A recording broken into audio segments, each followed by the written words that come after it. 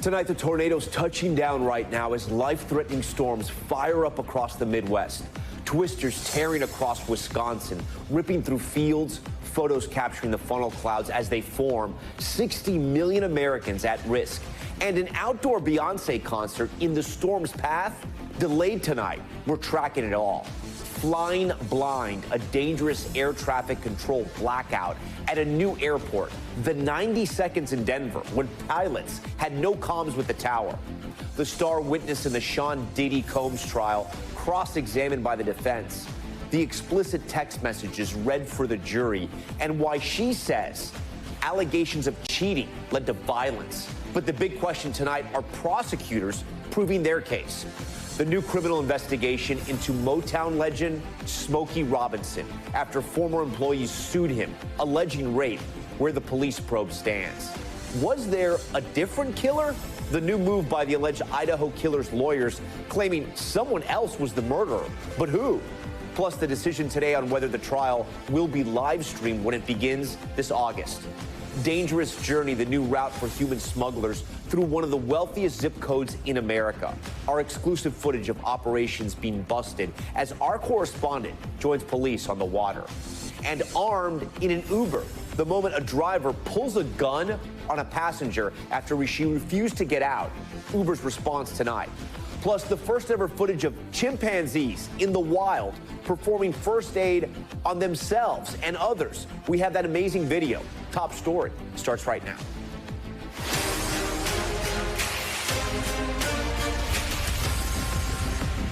And good evening, I'm Tom Llamas. It's so great to be back with you here in New York. We begin tonight with that breaking news across the Midwest. A dangerous storm system unleashing multiple reported tornadoes as severe weather threatens tens of millions of Americans. Take a look at this. This is the new video just in. It shows that towering dark gray funnel cloud after it touched down in New Richmond, Wisconsin, just outside of Minneapolis. From this angle, you can see the twister rising up behind homes as it rips across fields in the western part of the state. Look at the size of that. And this tornado here is not the only one seen across the Midwest. At least 5 others reported in Wisconsin and nearby Minnesota. Residents in both of those states now bracing for the possibility of even more destructive weather tonight. These dark clouds in Minneapolis, the backdrop as tornado sirens warn residents to find shelter now. And this is just the beginning. Another round of severe weather slated for tomorrow. You see it on the move there with nearly 70 million in the threat zone. Bill Cairns, you know he's standing by for us tonight to time all of it out. But we want to begin with Maggie Vespa, who's live for us tonight in Chicago, where a lot's happening right now. So, Maggie, we're seeing these dangerous tornadoes ripping across the Midwest, and we know there's things happening right there where you are. Yeah, Tom, we're right in the storm's path. We are right now under a tornado watch until 10 o'clock local time, so for the next several hours. But, I mean, just to pull those videos back up, you can see how intense the system is that's frankly headed our way. As you said, close to half a dozen reported twisters really across Minnesota and the parts of Wisconsin, really kind of centered around Minneapolis. Thousands actually in the Twin Cities in the Minneapolis area without power tonight as this thunderstorm with all these reported twisters. And we call them reported just because we have to wait till the National Weather Service goes out to survey the damage and confirms them. But obviously it looks pretty clear that these are massive, potentially destructive funnel clouds touching down across the region. Those started happening really kind of mid-afternoon, like 2:30, 3 o'clock local time. Our climate team was banking on that, saying this is the bullseye where this system is really going to hit. And we're starting to see these videos and these images come through, Tom. And again, this is exactly what's headed our way as we speak, frankly, here in Chicago. And Maggie, you know, Chicago, obviously one of the big cities of this country. The airport's so important there. Talk to me about delays. And then we know there's a Beyonce concert. And in the last hour or so, something happened? Yeah, we'll start with Beyonce. That's a huge headline, obviously. The Beehive absolutely stunned tonight. Just finding out in the last hour, we're bringing this here on Top Story first, that her Cowboy Carter show tonight at the open-air Soldier Field has now been postponed by 2 hours. It's her first show here in Chicago. It's the beginning of her Chicago leg. She was supposed to take the stage at 7 o'clock, so in about an hour. She's now going to take the stage at 9 o'clock at the earliest. I want to read you the statement that the Soldier Field sent out to her fans saying, Beehive, quote, Beehive, due to weather in the area, the Cowboy Carter show, their words, will absolutely not begin before 9 p.m. tonight. They told us in a statement earlier, Tom, that their role is, quote, to keep all our guests safe and secure, saying they had a severe weather plan. They were ready to implement it, but they hadn't told us exactly what this was. So we're getting our first glimpse at it as this plays out in real time. Also, you mentioned the airports. O'Hare issuing a temporary ground stop in the last hour or so to all incoming flights. Obviously, the Midwest is used to severe weather, so it kind of takes a lot for these major airports here in these states to issue those ground stops. O'Hare just playing it safe as this system rolls through. Tom. Okay, Maggie Vespa first. Maggie, thanks for leading us off. I want to get right over to Bill. He's tracking all these severe storms tonight. Bill, is Chicago in the threat zone tonight? You think that concert will go on? I think they made a smart move by delaying it, because by the timing of it, it looks like most of the storm should be gone by 9 o'clock in Chicago. Now, what hits before that will ultimately depend on, if people can get there safely. So we have numerous active tornado watches. We have 6 tornado warnings. We've already had at least half a dozen tornadoes. Most of them have been the one we showed you earlier in the show. Narrow, fast moving. We haven't had any big, large tornadoes yet, but it is still possible. Let's zoom in here. This is Wisconsin. This is where all the most active storms are. Sheboygan here, Milwaukee here, and the storms are really exploding near Milwaukee here. And you notice these are all active tornado warnings. A lot of people here just off the lakeshore seeking shelter as these storms come through. So Chicago, you're still good and clear for about the next hour, hour and a half. You can see where the storms are now just beginning to form out towards your west. These will be rolling through as we go, it looks like, between about 7 and 9 p.m. So here's the radar. This is at 6 p.m. local time here. And then as we fast forward this to Chicago, notice the storms kick through. They're all done by about 8 p.m. to 9 p.m. local time. That's why they're delaying the concert to 9. Everyone can be safe. Once the storms kick through, you're clear for the night. Everyone can have a good night. It'll be a late night, but a good night. And then these storms will move into areas of Michigan overnight. Tomorrow, we do this again, and it's actually a larger risk area than what we're dealing with now. Tomorrow, this bullseye in here, this is a moderate risk of severe storms, possibly even a tornado outbreak right along the Ohio River. So south of St. Louis, Paducah, Louisville's included in this, Cincinnati, Lexington, Indianapolis. This area, was hit hard by flooding, if you remember, about a month ago. Now there's going to be a big tornado threat and severe weather threat tomorrow. All right, Bill Cairns, we thank you for that. Now to another air traffic control outage, this time in Denver, the third busiest airport in North America, also a hub for both United and Southwest. Air traffic controllers there experiencing a 90-second communications blackout. NBC News senior aviation correspondent Tom Costello joins us now with the latest. Tom, I want you to walk our viewers through this. I know this is your hometown airport. We know the Trump administration is blaming technology at times for these outages. Yeah. Explain what happened, because 90 seconds can sound like a long time to viewers. Well, absolutely. This happened at Denver Center, which controls high-altitude flights in and around Denver International, as you mentioned, one of the nation's busiest airports. It happened on Monday, 1:50 p.m. Mountain Time.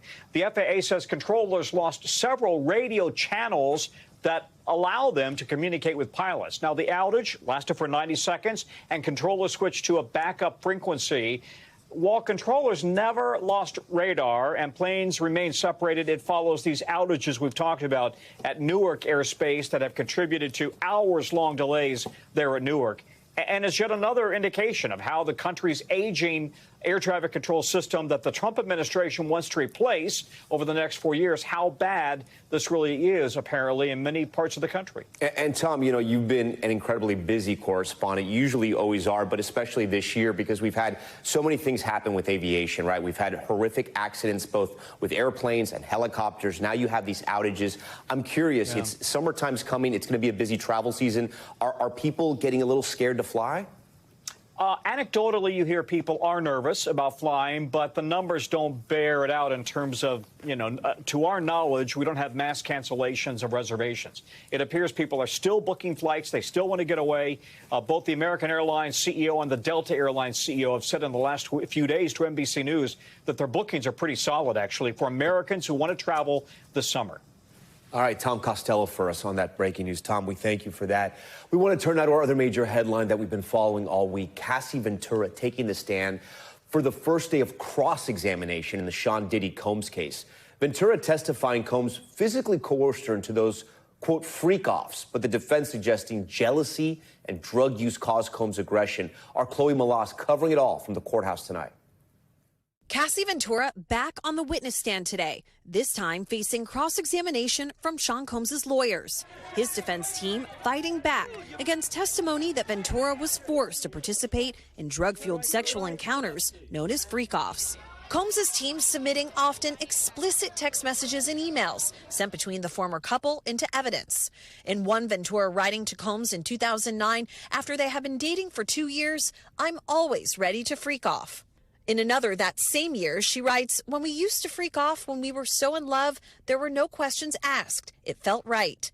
When asked by Combs' lawyer about a text from 2017 where she said she loved freak-offs, Ventura said they were just words at that point. There's a chance that one or more of the jurors might hear this evidence that she came back time and time again to Combs, that she participated in these freak-offs. And some of the jurors may conclude that this was more of a choice than it was coercion. The defense team also asking about the couple's infidelity on both sides, seeming to paint the relationship as deeply troubled but consensual. Cassie said Combs kicked her in the back after finding out she cheated on him with rapper Kid Cudi, also admitting that she was jealous of a relationship Combs was having with another woman. She also spoke about the couple's extensive drug use and revealed Combs overdosed on painkillers in 2012. She said drug dependence influenced some of the rapper's mood swings and also spoke again about her own drug addiction. Ventura's cross-examination comes after 2 days of emotional testimony in which she said Combs subjected her to years of physical and psychological abuse. Testifying that Combs blackmailed her with recordings from sexual encounters to silence her and keep her in the relationship. Combs has pleaded not guilty and says the freak-offs were consensual. All right, Chloe joins us live outside the courthouse. So, Chloe, a lot has been going back and forth about what has happened with this cross-examination. Has it gone too far at times? Will we see Cassie Ventura again? We are going to see her on the stand again tomorrow, but like you just said, the judge and the prosecutors, they only want to give Combs' defense team 5 hours to finish their cross-examination. And Mark Agnifilo, he's one of the lead attorneys for Combs, he's like, this is outrageous. We need more time, just as much time as the prosecutors had to bring forth their side of the story. And what they're all saying, the prosecutors and the judge, is that Cassie, who's 8 months pregnant, that actually she could give birth as early as this weekend. And obviously this has been incredibly stressful for her, and they want to try to get her off the stand as quick as possible.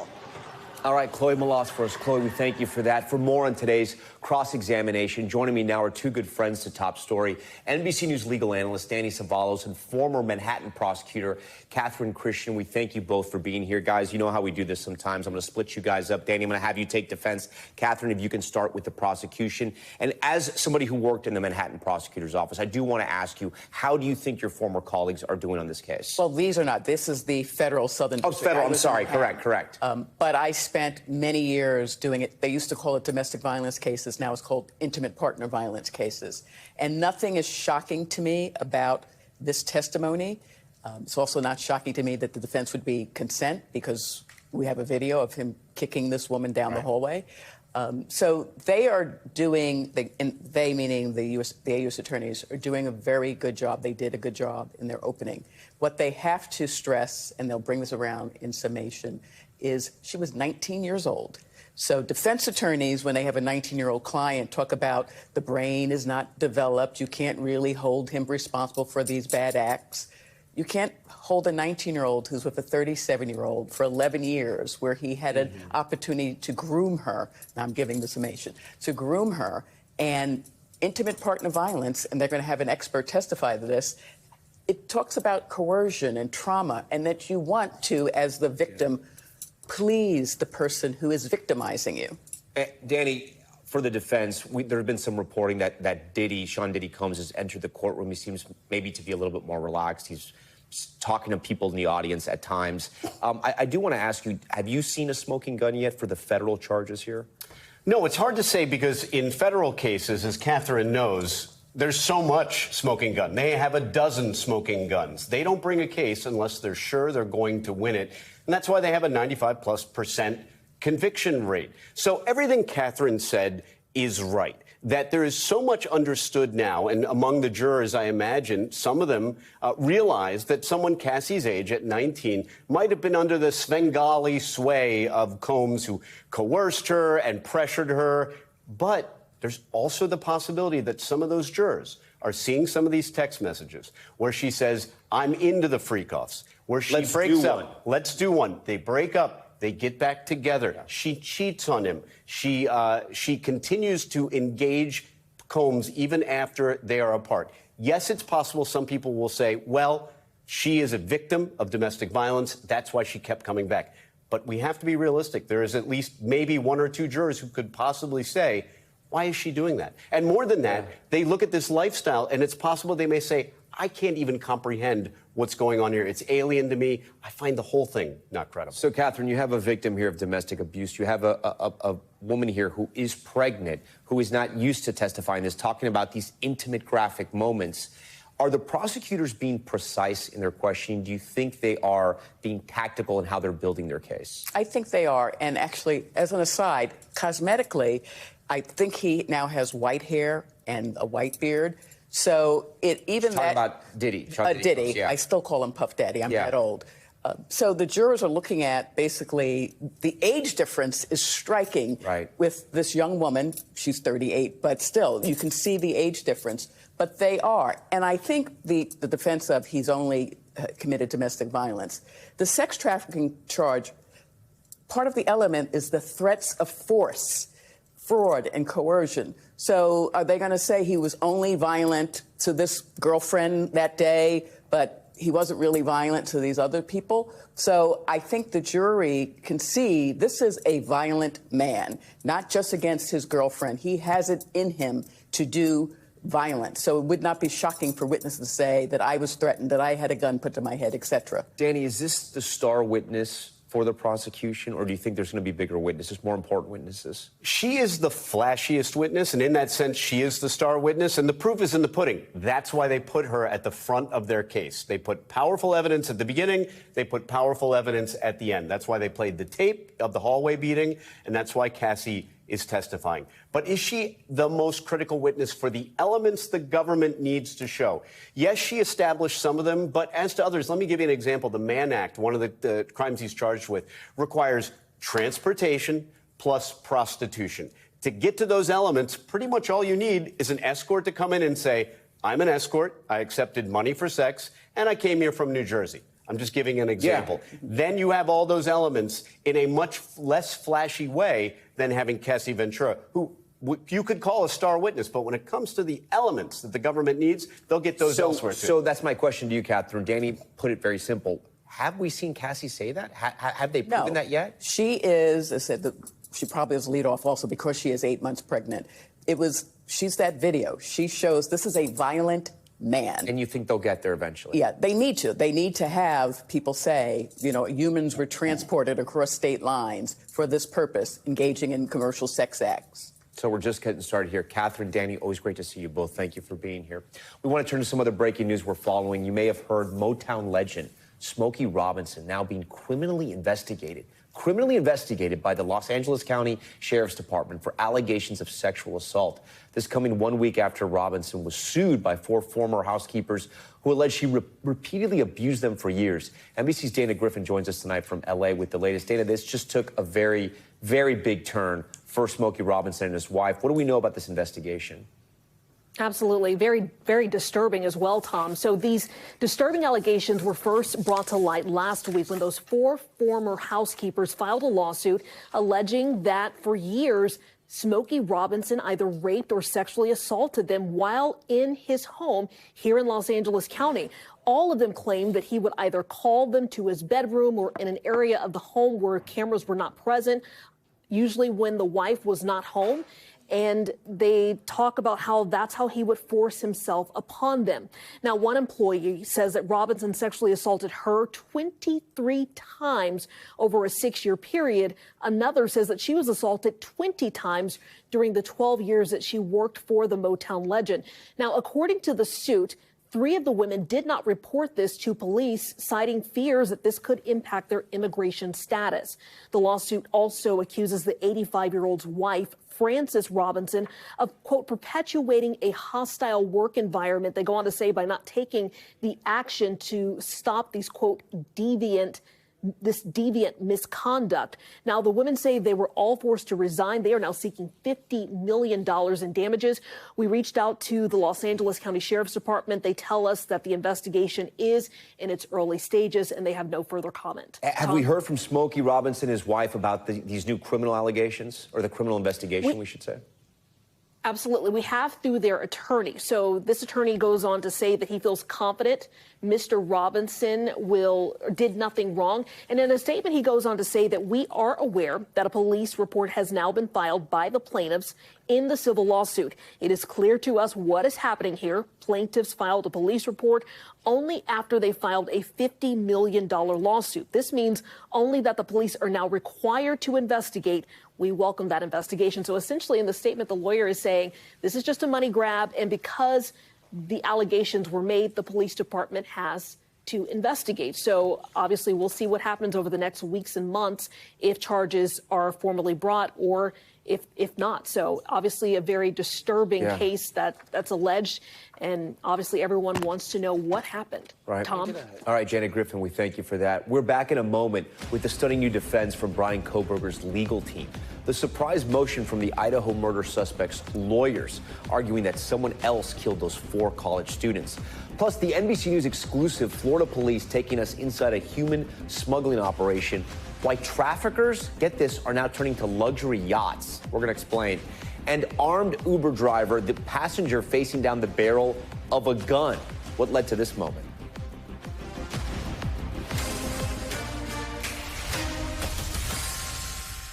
We're back with a major development in the Idaho college murders case. Lawyers for Bryan Kohberger, the man charged with the murders of 4 University of Idaho students, doubling down on the theory that a different suspect is responsible for the killings. NBC's Camila Bernal has the details and how the judge responded to that claim.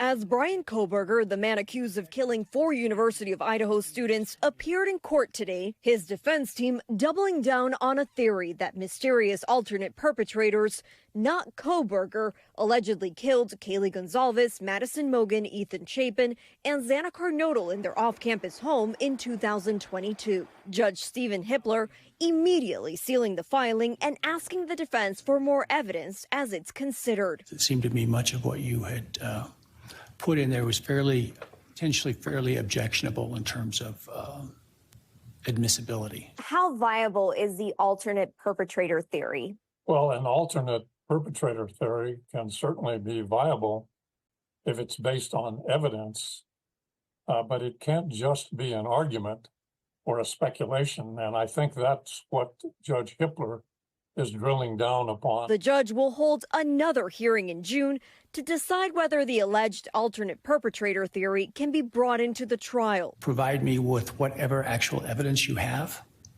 that supports those allegations, rather than just allegations. The judge also telling the court that the trial will be live streamed, but agreeing that when the victim's surviving roommates testify, they will not appear on camera. Hi, something is happening. Something happened in our house. We don't know what. Kohberger has maintained his innocence, but the judge already ruling to allow evidence into the trial that may complicate his defense. That evidence, including data from Kohberger's Amazon account that shows he purchased a K-bar knife and leather sheath like the sheath found at the murder scene, which investigators say had DNA that matches Kohberger's. The judge also allowing a witness description of an intruder with bushy eyebrows to come into play in the trial. NBC's Dateline exclusively obtaining surveillance video of a car circling the block where the murders occurred in Idaho in 2022, saying prosecutors will argue the driver was Bryan Kohberger. At the time, Kohberger was a graduate student in criminology at nearby Washington State University. Dateline also reporting that data from his phone obtained by law enforcement includes searches about serial killer Ted Bundy and for pornography with the words forced, passed out, drugged, and sleeping. Now, the trial set to begin in August and Kohberger facing the possibility of the death penalty if convicted. Camila Bernal joins us now. Camila, you had a lot of new updates there for our viewers, and I know you have one more, the details on how the jury will be selected. Yeah, Tom. So jury selection begins on July 30th, and the judge saying he wants to seat 20 people. That's the 12 jurors and 8 alternates. During the trial, the judge saying people can go. It's going to be on a first-come, first-served basis. And during the deliberation phase, the jurors will be sequestered. The judge saying if Bryan Kohberger is convicted of murder, then they will go right into sentencing, and the jury will decide whether they want life in prison or death. Tom? Camila Bernal for us here on Top Story. Camila, thank you. When Top Story returns tonight, the biggest retailer in America warning their everyday low prices might not be low for much longer. Walmart now telling customers they may need to start charging more in the wake of President Trump's tariffs, when those increases will kick in. And we'll take you inside the fight to shut down new human smuggling operations in one of Florida's most exclusive cities. We'll explain.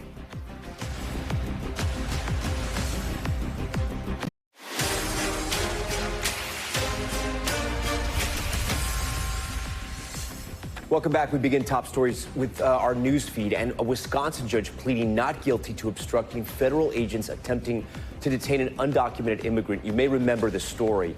Milwaukee judge Hannah Dugan is accused of falsely telling agents that they needed a warrant to make the arrest in April. A federal grand jury indictment claims that Dugan directed the undocumented immigrant to a separate door to sidestep agents. She was arrested by the FBI late last month. A possible hazmat situation in Connecticut forcing hundreds to go through a decontamination process. Officials saying they received a report of a suspicious package arriving at a medical technology company in New Canaan. 2 people were taken to a nearby hospital out of precaution, while 300 others underwent testing. The Department of Energy and Environmental Protection is investigating that. A terrifying close call in Miami as part of an abandoned building suddenly collapsed onto a busy road. Surveillance video showing the building's overhang crashing down, narrowly missing a passing car. Another vehicle forced to swerve out of the way. Fire rescue teams say no one was hurt. No word yet on what caused the collapse, but the buildings had been previously cited for safety violations. And Harvard discovering that a copy of the Magna Carta that it purchased for less than $30 is actually worth millions. The copy displayed at the university's law school is actually a rare version from 1300, issued by Britain's King Edward I. Researchers previously thought that there were only 6 copies from that collection until 2 researchers overlaid scans with the other 6 copies to find that exact match. Okay, in Washington today, the Supreme Court hearing arguments on one of President Trump's campaign promises, a pledge to end birthright citizenship for the children of undocumented immigrants. At issue today, just how sweeping federal judges' orders can be that temporarily blocked his order. Laura Jarrett has been following the hearing and has a reaction from the justices. The high-stakes clash between the White House and the federal courts reaching the Supreme Court today. Presidents want to get things done. The Trump administration hoping to convince the justices that a single federal judge in a single state has no authority to block an executive order for the entire country. President Trump facing nearly 40 so-called nationwide injunctions on a host of issues so far in his second term, particularly on immigration, including today's case about lower courts blocking President Trump's executive order stripping birthright citizenship for children born in the U.S. to undocumented immigrants. The court's conservative majority today seeming open to the administration's arguments on the dangers of judicial overreach. There are 680 district court judges, and they are dedicated and they are scholarly, and I'm not impugning their motives in any way, but sometimes they're wrong. But some liberal members of the court grilling the administration on what happens if judges cannot block an executive order they believe is illegal on a nationwide basis. Let's just assume you're dead wrong. Does every single person that is affected by this EO have to bring their own suit? Democratic state officials backing today's suit, arguing a patchwork of citizenship would emerge if the administration wins here, with rights varying from state to state. Still, there has been bipartisan criticism of judges abusing nationwide injunctions, incentivizing so-called judge shopping for sympathetic courts. We are being hit hard by judges that I think they're trying to take away the power of the presidency.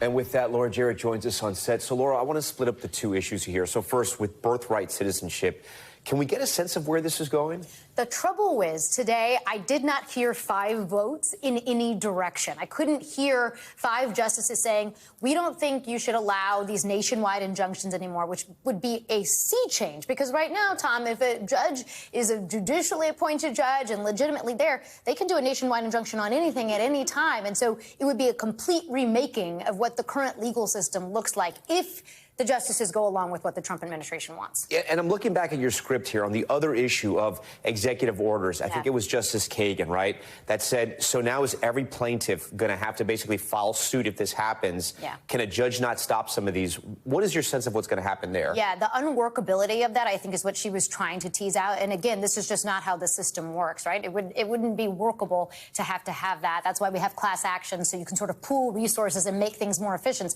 The courts would be tied up for months on end if that's how this worked. I think what we're going to see is some sort of splitting the baby here. It's just going to be the devil's in the details of what that looks like. Okay. Laura Jarrett first. Laura, great to see you tonight. Yeah, anytime. All right, in Money Talks tonight, Walmart, the nation's largest retailer, out with a blunt warning that they are going to have to raise prices as President Trump's tariffs take full effect.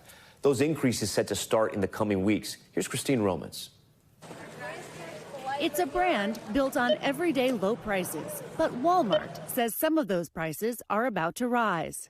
The president's trade war hitting the nation's largest retailer. The level of tariffs that have been proposed is pretty challenging, and certainly our concern is that consumers are going to feel some of that. Feeling that, Walmart says, in a matter of weeks. Some prices are already higher. Walmart raised prices on bananas, one of its most frequently purchased items, from 50 cents a pound to 54 cents a pound. Companies trying to keep up with 6 weeks of shifting trade policies. We reached a breakthrough agreement with China. Days ago, the Trump administration and China struck a deal, both sides agreeing to dramatically lower tariffs for 90 days. But the tariff on Chinese goods coming into the U.S. is still 30%. Walmart says that's not low enough. We're very appreciative of the progress that the administration has made to get them down to this level, but I would say that it's still too high for consumers. We'd like to see them come down more. Walmart not alone in warning of higher prices. Black & Decker, Hasbro, Mattel, and Procter & Gamble have said they will raise prices too. Jean Soroka is the executive of the Port of L.A. What about the risk that there could be skimpy store shelves at some point?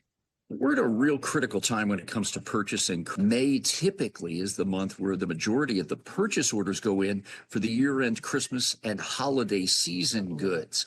If we don't get those in now at the right price points, we may see fewer items to select from, probably at higher prices. For companies big and small, higher prices at the ports could show up in the price you pay soon.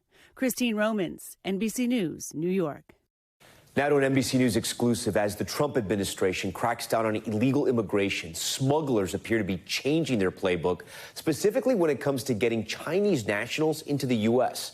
Never before seen footage shared with NBC News shows an inside look at smuggling operations in Florida, raising national security concerns and rattling residents in a neighborhood that might surprise you. Jesse Kirsch has this one. This is Coral Gables, Florida, a city just outside Miami dotted with multi-million-dollar homes and luxury yachts. It's home to one of America's most exclusive zip codes, and now it's one of the latest targets for human smugglers. Police say these are Chinese nationals being smuggled into the U.S. through Coral Gables. Send me a supervisor. This police body camera footage, shared exclusively with NBC News, shows two separate January incidents. Hey, we got the same thing going on. Both times, law enforcement stopped the alleged smugglers and detained the migrants. To the ground. But this surveillance footage from almost a month earlier shows close to 20 people getting into this U-Haul, which police confirm was never caught. It's literally a straight shot. Coral Gables Police Chief Edward Hudak says smuggling is not new here. We just dusted off our playbook from the 80s and 90s when the smugglers were bringing in narcotics. But this is a human cargo now. So why Coral Gables? The same things making this such an attractive place to live also make it pretty appealing for human smuggling. Take a look around me. Lots of trees, lots of privacy, and not a lot of people. The open water leads right into this channel, and if you make it undetected onto land, there's a main road allowing migrants to vanish into the country. Please, everybody take a seat. Everybody sit down. Chief Hudak says it was actually residents who tipped police off to the suspicious activity, despite his department working with agencies including Border Patrol and the U.S. Coast Guard. Even with all that coordination, it is still possible for a boat to slip through. Oh, absolutely. There was ingenious ways to get narcotics into this country, and there's ingenious ways to get human beings into this country. And this route more desirable now that the Trump administration has cracked down on crossings at the southwest border. These human smugglers are being more creative. They see one route dropping off in the southwest border, and they're trying maritime routes more frequently. In this audio message obtained exclusively by NBC News, a man identifying himself as a smuggler tells a prospective customer there are two viable boat routes: from Mexico to the Los Angeles area or from the Bahamas to the Miami area. The Bahamas particularly appealing because Chinese nationals can visit that country without a visa. The smuggler says he can take someone to the U.S. for $35,000. But even if you make it past law enforcement, there are more risks. They're trying to jump off the boat at improvised docks. They can fall in the water. This area does have crocodiles. There are crocodiles. I saw one here 2 days ago. Since January's incidents, Coral Gables police say they've ramped up water patrols. What are you guys looking for when you're out here? Anything that's out of the ordinary, people who may appear like they're fishing, but they may be lookouts. So we just have to keep an eye out for everything. Bad actors also seem to be adapting. The smuggler sent this video of a yacht claiming that's how he's transporting migrants to the U.S. now.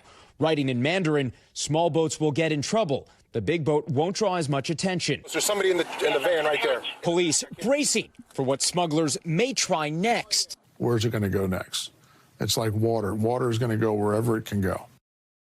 Jesse Kirsch, fresh off that exclusive, joins us now from Miami. So, Jesse, I covered immigration in South Florida. I covered smuggling operations as well. Usually it's Haitian Americans, it's Cubans, it's people from Latin America as well. I got to think with Chinese nationals, this has to be raising some eyebrows because these people have come from the other side of the world to get into America through South Florida. Exactly, Tom. It's not the typical migrant group that we see coming into the country in this area, specifically in the South Florida region. And of course, the U.S. and China have a very delicate relationship on multiple fronts. And so the police chief in Coral Gables told us this is something that has raised some eyebrows, brought up some new questions for authorities as they continue investigating here. But we have also reached out to the federal authorities, have not heard back from them on this front yet. And one of the experts we spoke to pointed to the COVID-19 pandemic as a turning point for a lot of people in China, potentially encouraging them to come to this country, seeing how that nation handled the pandemic. Tom? All right, Jesse Kirsch for us. Jesse, great story there with you and your team. We're going to be back in a moment with the armed standoff inside an Uber, a driver pulling a gun on a passenger, how Uber is responding. Plus, the amazing scientific discovery, what chimpanzees were filmed doing in the wild that's never been seen before. Stay with us. We are back now with dramatic video out of Miami of an Uber driver pulling out a gun on her passengers as she yells at them to get out of her car. NBC's Aaron Gilchrist has the video and the response from Uber tonight. Get out of my vehicle! Shocking moments in the backseat of this Uber just outside Miami, Florida. She doesn't want to get out of my vehicle. The driver, apparently on speakerphone with 911, yelling at two passengers to leave her car. Get out of my vehicle right now. She got them crazy eyes. Get out! The driver pointing a gun at passenger Chrissy Celeste, an up-and-coming Miami rapper, and a second female passenger. You're gonna go viral. Before driving off, the rear door still open. The video posted by Celeste on social media does not show what took place in the moments leading up to the confrontation. It unfolded around 10 p.m. on Tuesday night, according to a lawyer for both passengers. There was a simple enough dispute that could have been resolved through conversation rather than having a gun pointed at you. Dominguez did not provide further details on the nature of the dispute.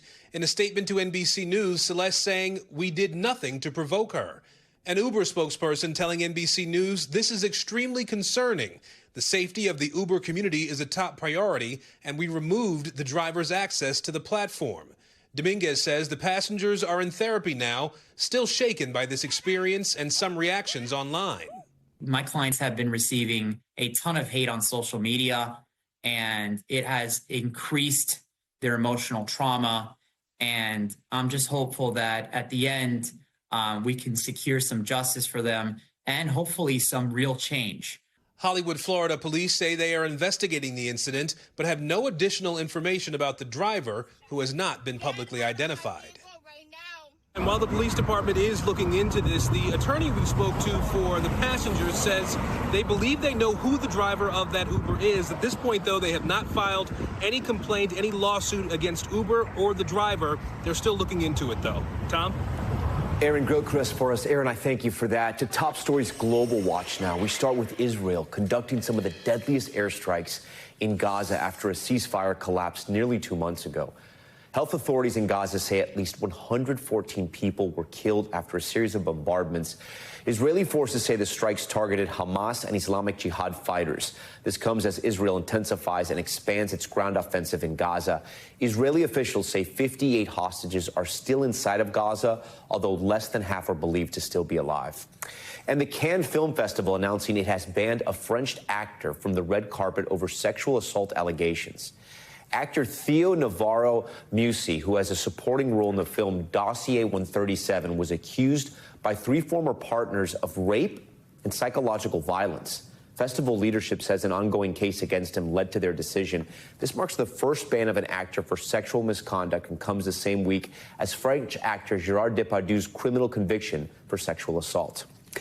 And in Argentina, a massive chunk of a famous glacier collapsing in the water, sparking renewed concerns over the climate. Take a look at this. The new video shows a 230-foot shelf, of ice breaking off and crumbling into the ocean. The site has attracted visitors to the region for years, but local tour guides and scientists say they're alarmed by the size of the chunks falling and believe that climate change is accelerating glacial melt. Okay, staying in the Americas, where in Mexico a horrific killing was captured on a TikTok live stream. A 23-year-old influencer shot to death by an unidentified attacker while streaming to her followers. Local authorities now saying they're investigating the crime as a possible femicide, a type of gender-based violence. NBC News correspondent Marissa Parra has this one. The murder of a Mexican beauty influencer has sent shockwaves across the country. 23-year-old Valeria Marquez shot to death during a TikTok live stream on Tuesday. Ya viene. Her followers watched her final moments live in this video. Hola. Sí. In the minutes before, as she recorded from the beauty salon where she worked in Zapopan, central Mexico. Pues que te lo quieren entregar a ti. She mentions how someone had stopped by earlier, promising to bring an expensive gift. Ya viene. Later on, clutching a pink stuffed animal, Marquez looks out of frame before saying, "They're coming," and a voice in the background asks for her by name. Sí. Marquez replies yes, then leans over to mute the sound on the live stream. Horrifically shot to death in moments after, we will not show. But after, a person appears to pick up her phone, their face briefly showing on the live stream before the video ends. The identity of this person and their relationship to the crime hasn't been publicly identified. It would be the last video from Marquez, a rising online star in Mexico with nearly 200,000 followers between Instagram and TikTok. Now Mexico's president, Claudia Sheinbaum, vowing justice. The prosecutor's office has not named a suspect, but said the killing is being investigated as a possible femicide, an intentional murder of a woman due to her gender. You said you were horrified by this, but were you surprised? I was horrified, and in one sense, I was not surprised. Paulina Garcia del Moral is an assistant professor who studies gender violence in Mexico and Latin America. It is quite common, even though it has been codified as a federal crime. The fact is that violence against women, including feminicide, is on the rise in Mexico. There were 847 femicides reported last year by the government of Mexico. That accounts for nearly 1 out of every 4 homicides with female victims. Fighting femicide was a big part of Sheinbaum's recent presidential campaign in Mexico. And while the murder of Marquez is still being investigated, Garcia del Moral says femicide is a pervasive problem in Mexico that will take time to address. There has to be change at the institutional level to recognize the institutional responsibility for creating conditions for women to be murdered with impunity. And if that can change, then yes, I believe there could be change, but that's going to be really hard. Marissa Parra joins us tonight from Miami. So, Marissa, if you talk to human rights groups, they'll point out that in places like Mexico, femicide happens because the punishments just aren't there for the men who are killing these women in cold blood. What more do we know about that? Well, it's interesting you bring that up because we know it varies state to state, and it's not just the punishment itself, Tom. We know that the punishment can vary anywhere between 50 to 60 years in places like Oaxaca, but then in a place like Michoacan, the punishment can be 20 to 50 years in prison. But that's just the punishment itself. Even the definition of femicide, what meets the criteria for femicide, varies state to state. But on top of that, the punishment does not find every person that is the perpetrator. There's various investigations that have to be done. They are very complex. Not every state has the resources to do that, Tom. And according to Amnesty International and organizations like that, 95% of femicide cases go unpunished, which, as we heard from the expert there, a big reason why this remains such a pervasive problem in this country of Mexico, Tom. Marissa Parra for us. Marissa, we thank you for that. When Top Story returns, the Ultimate Field Hospital, the first ever video of chimpanzees performing first aid on each other. Why researchers are so amazed by the footage. Stay with us. Finally tonight, the incredible video of chimps in the wild, seen for the first time administering first aid, not just to themselves, but to others. NBC's Steve Patterson has those images from deep in the forest of Uganda. Tonight, groundbreaking research revealing endangered chimpanzees engaging in what looks like a kind of forced first aid with chimps outside of their own social groups. Researchers in the Budongo forest of Uganda watching as the chimps, which share almost 99% of their DNA with humans, cared for injuries, in some instances chewing up leaves to apply wounds, in others using their own saliva. Licking a wound. Their techniques worked. Several leaf species are known to exhibit antibacterial, antifungal, anti-inflammatory, and other medical properties, and have been used by people. So he's licking a leaf and then licking his. The most striking finding, the primates caring for the wounds of other chimps that they were not closely related to. That's a rare behavior, and it's interesting because it could come at a potential cost to the individual that's doing the behavior to help treat another individual. It's something that we think about a lot in human societies, but maybe not as much in animals. The study, conducted in 2021 and published this week in the Frontiers in Ecology and Evolution journal, adding to growing research that suggests primates are practicing in first aid. A 2024 study out of Indonesia found orangutans used leaves and sap to make a paste and applied it to an injury, resulting in a speedy recovery. These new images of the Budongo chimps adding decades of research, finding pro-social and cooperative tendencies among similar species. You definitely get the feeling that there is empathy within the group. We see it in not just these types of self-medicating behaviors, but they will do things like adopt an individual that's lost their mother, or help babysit an individual whose mother might be, under the weather or injured at the time. Incredible video. Steve Patterson joins us tonight from LA. So, Steve, what more did they learn, and how can this research help us in better understanding primates?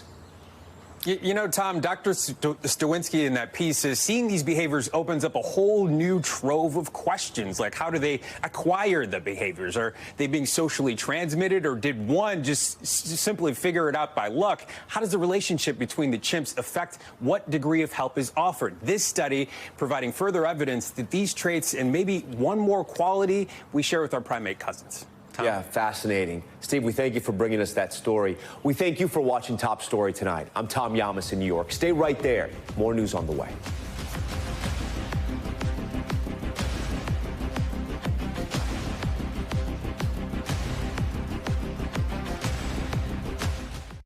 Thanks for watching. Stay updated about breaking news and top stories on the NBC News app, or follow us on social media.